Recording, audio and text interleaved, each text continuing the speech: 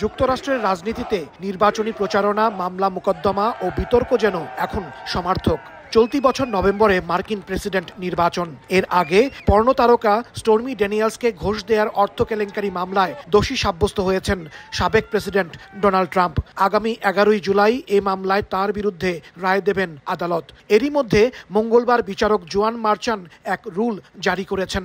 ওই রুলে মামলার সাক্ষীদের সম্পর্কে প্রকাশ্যে মন্তব্য করার অনুমতি মিলেছে ট্রাম্পের। সেই সঙ্গে বিচারকদেরও সাধারণভাবে সমালোচনা করতে পারবেন তিনি। গ্যাগ বা গ্যাগিং অর্ডার হলো সাধারণত আদালত বা সরকার কর্তৃক একটি আইনি আদেশ।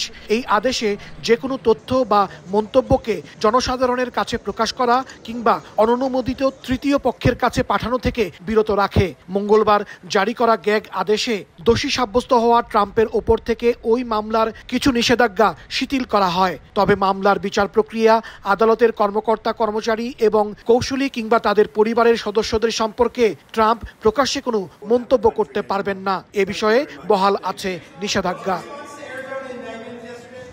ব্রাইট লক টেকনোলজি সাধারণ পাউডারের তুলনায় দেয় দ্বিগুণ উজ্জ্বলতা। রিন অ্যাডভান্সড দেয় দ্বিগুণ উজ্জ্বলতা। এদিকে ডোনাল্ড ট্রাম্প ক্ষমতা ছেড়ে চলে যাওয়ার পরও সংবেদনশীল রাষ্ট্রীয় গোপন নথি নিজের কাছে রেখে দেওয়ার মামলায় সোমবার নতুন তথ্য প্রমাণ হাজির করে মার্কিন গোয়েন্দা সংস্থা FBI। 2022 সালের আগস্টে ফ্লোরিডায় ট্রাম্পের বাসভবন মার-এ-লাগো থেকে পাওয়া ওই নথির আরও বেশ কিছু ছবি প্রকাশ করে তারা। 300-রও বেশি তথ্য লোপাটের চলমান ওই মামলায় ট্রাম্পের বিরুদ্ধে 40টি অভিযোগ আনা হয়। ধারণা করা হচ্ছে আসন্ন নির্বাচনের আগে ওই মামলার রায়ও ঘোষণা করা হতে পারে। তবে কোনো কিছুতেই নিবৃত্ত করা যাচ্ছে না ট্রাম্পকে। নিয়মিত আদালতে হাজিরা দেওয়ার পাশাপাশি জোর প্রচারণাও চালিয়ে যাচ্ছেন রিপাবলিকান এই নেতা।